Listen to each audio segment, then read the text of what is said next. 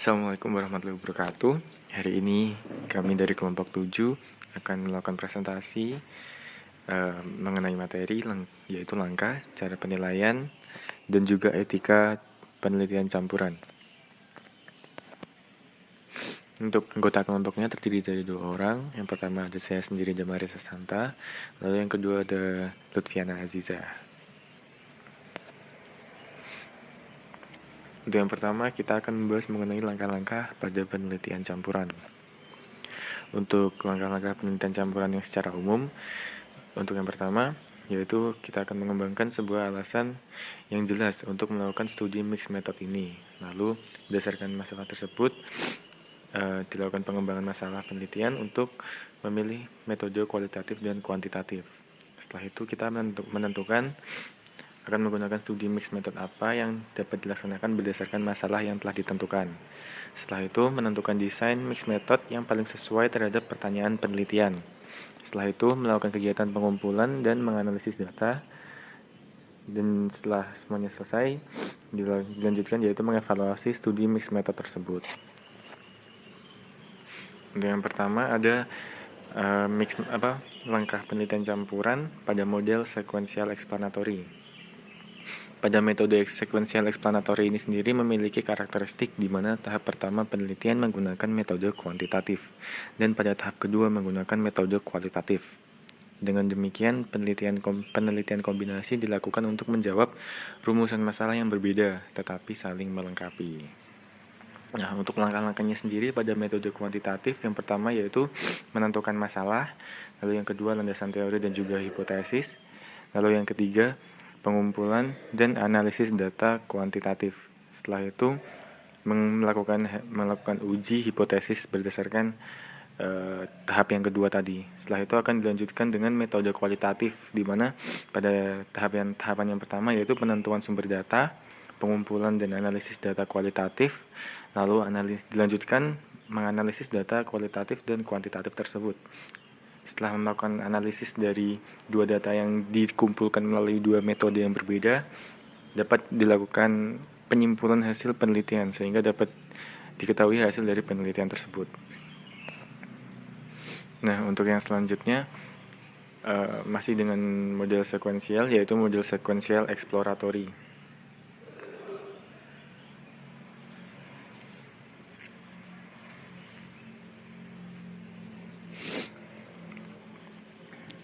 Pada model sequential exploratory memiliki karakteristik yang berbanding terbalik dengan model sequential explanatory, di mana pada explanatory pada tahap awal menggunakan metode kuantitatif lalu metode kualitatif, sedangkan pada model sequential exploratory dibalik, yaitu menggunakan tahapan awal yaitu model kualitatif lalu dilanjutkan dengan model kuantitatif.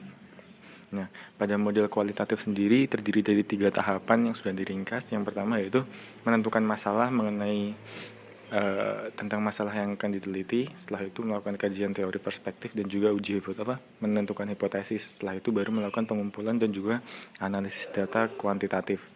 Setelah itu dilanjutkan dengan metode kuantitatif yaitu penentuan populasi dan sampel, lalu pengembangan dan menguji instrumen pengumpulan data yang akan digunakan pada penelitian tersebut. Setelah mendapatkan data, akan dilakukan analisis data. Setelah itu dapat menarik kesimpulan dari hasil penelitian tersebut. Yang selanjutnya ada model concurrent triangulation.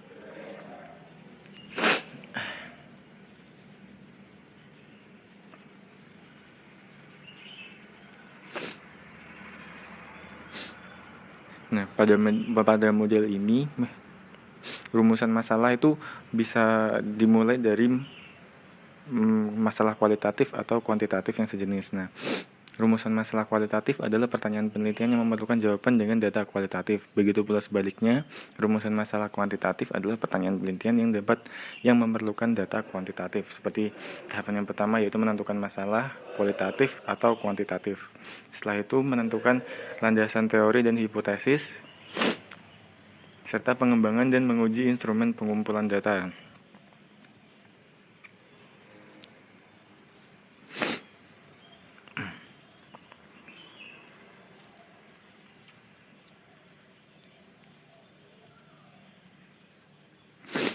Nah, setelah pengumpulan data selesai, untuk analisis pada data kualitatif yang telah terkumpul dianalisis secara kualitatif dan data kualitatif dianalisis dengan statistik. Nah, kedua kelompok data hasil analisis kualitatif dan kuantitatif selanjutnya dianalisis lagi dengan meta-analisis, yaitu analisis data hasil penelitian kualitatif dan kuantitatif atau sebaliknya, untuk dapat dikelompokkan, dibedakan, dan dicari hubungan satu data dengan data yang lain, sehingga dapat diketahui apakah kedua data saling memperkuat, memperlemah, atau bertentangan.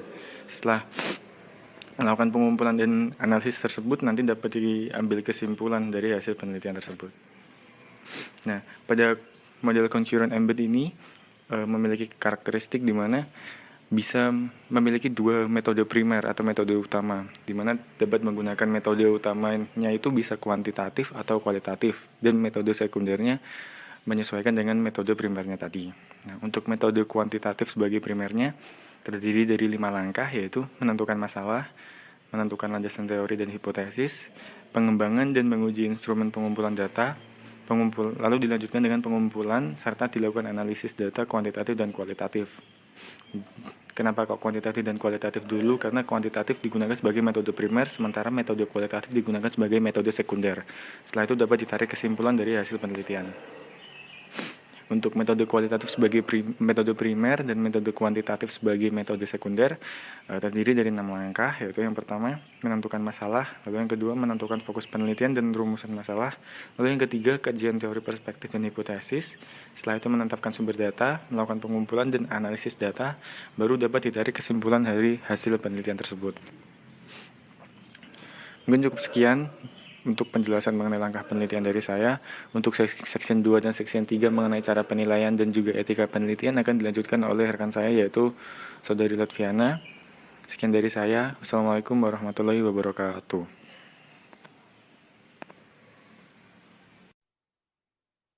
Baik, sebelumnya terima kasih Saudara Damaris telah menjelaskan di section 1.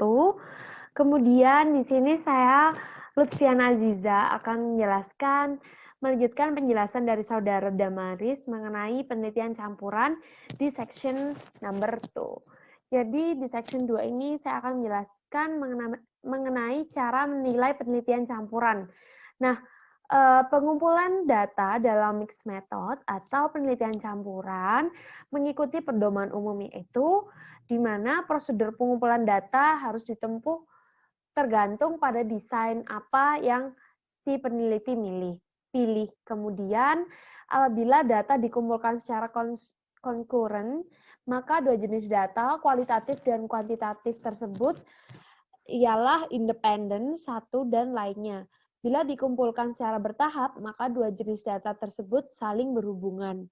Kemudian, lepas dari pengumpulan secara konkuren atau bertahap, prosedur yang ditempuh adalah sesuai dengan prosedur pengumpulan data pada penelitian kuantitatif maupun kualitatif. Kemudian, prosedur analisis data dalam mixed method atau penelitian campuran pada dasarnya mengikuti proses yang harus dilakukan oleh peneliti pada umumnya. Namun demikian ada perbedaan khusus, yaitu perbedaan khususnya yang pertama bahwa analisis data harus diarahkan pada pertanyaan penelitian. Kemudian pada analisis konsulen, data kuantitatif dan kualitatif ditransformasikan dan dibandingkan. Setelah itu, pada analisis sekuensial, pelaksanaan analisa data kuantitatif dan kualitatif itu harus dipisah. Nah, kemudian bagaimana kita tahu bahwa suatu penelitian mixed method itu atau penelitian campuran itu dikatakan baik atau tidak?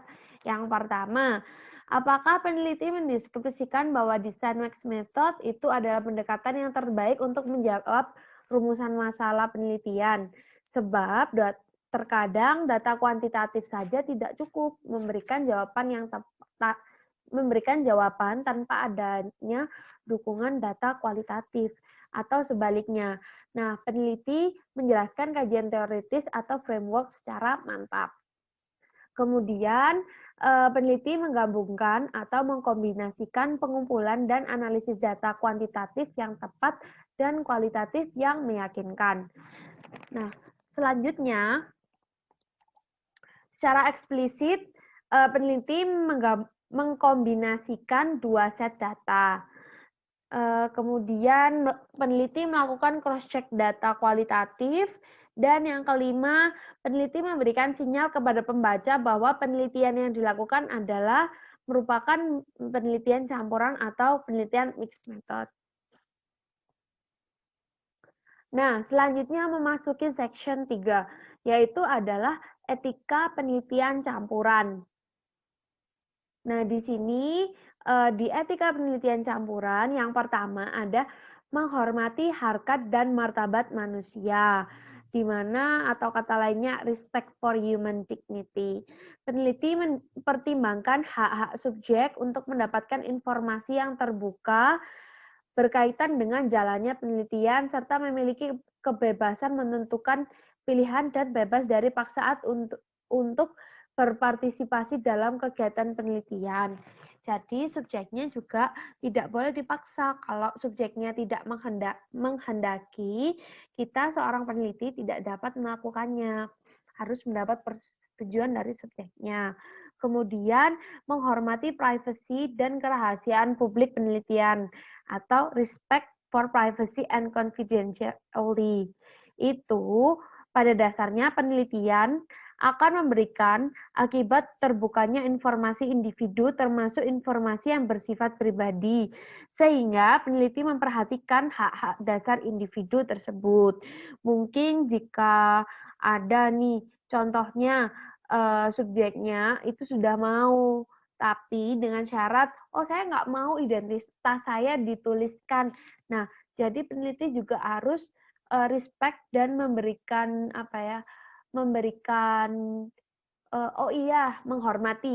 menghormati untuk tidak membeberkan atau menuliskan identitas dari subjeknya.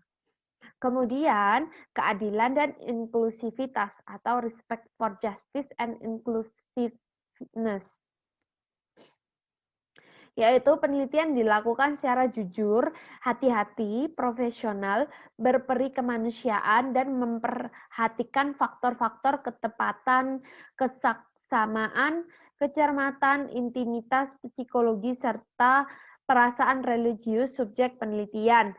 Kemudian, penelitian juga menekankan kebijakan penelitian membagikan keuntungan dan beban secara merata atau menurut kebutuhan, kemampuan, kontribusi, dan pilihan bebas dari subjeknya atau masyarakat. Kemudian, peneliti juga mempertimbangkan aspek keadilan gender dan hak subjek untuk mendapatkan perlakuan yang sama baik sebelum, selama, maupun sesudah berpartisipasi dalam penelitian yang dilakukan. Dan yang terakhir adalah memperhitungkan manfaat dan kerugian yang ditimbulkan atau balancing harms and benefit, di mana peneliti melaksanakan penelitian sesuai dengan prosedur penelitian guna mendapatkan hasil yang bermanfaat semaksimal mungkin bagi subjek penelitian dan dapat generalisasikan di tingkat populasi. Peneliti juga meminimalisir dampak yang merugikan bagi subjek. Nah, berikut presentasi materi yang telah kami sampaikan dari kelompok 7. Saya yang beranggota kelompok 7 yang beranggotakan Damaris Hasnanta dan saya Lutfiana Aziza mengucapkan mohon maaf jika ada salah kata dan pengucapan. Terima kasih telah menonton materi kami, penyampaian materi kami. Kami ucapkan terima kasih juga kepada Profesor Mimin dan juga Bu Rifka yang senantiasa membimbing kami di mata kuliah metodologi penelitian. Semoga sehat selalu. Terima kasih.